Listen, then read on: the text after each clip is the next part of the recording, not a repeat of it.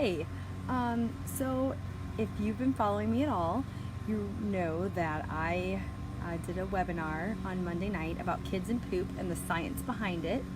I went into great detail on how the gut works and what to do if you or your child struggles with constipation or leaky gut or any of the other issues that are connected to not being able to poop properly.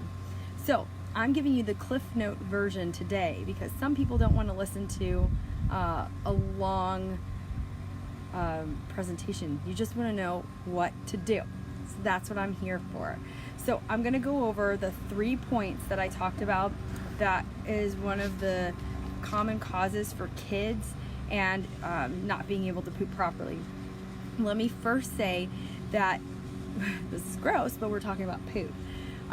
You don't want rocks and you don't want diarrhea. Toothpaste consistency is what you're going for and what you want for your kids.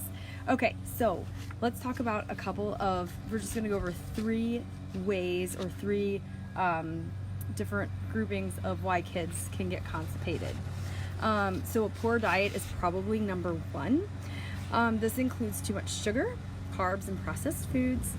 As I talk about in the webinar, which I'll put the link at the bottom here, sugar just creates inflammation, and inflammation without a proper cause is really bad for us. The webinar goes into details as to why. So watch for the sugar, watch for the processed foods. Too much of that is really, really bad. GMOs are another cause for concern because it's been changed on the DNA level, and so our bodies just don't know what to do. So like peanuts, wheat, corn, soy, it's pretty much in everything, and most of those are GMO unless you're buying organic or non-GMO verified, and so our bodies don't know how to process that. More and more kids, well, not even more and more, by the age of 2, most children have been on an antibiotic. It's a huge number. I would venture to say that by 2, a lot of kids have already been on multiple antibiotics.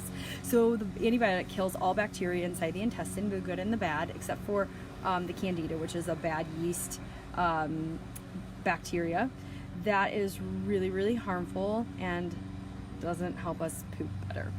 The third cause for throwing off the gut bacteria is stress, poor sleep habits, and frequent or chronic illnesses.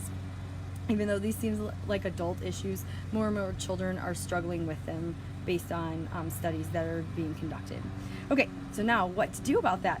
I am going to, in the comment section, I'm going to give a list of what I personally do for my kids.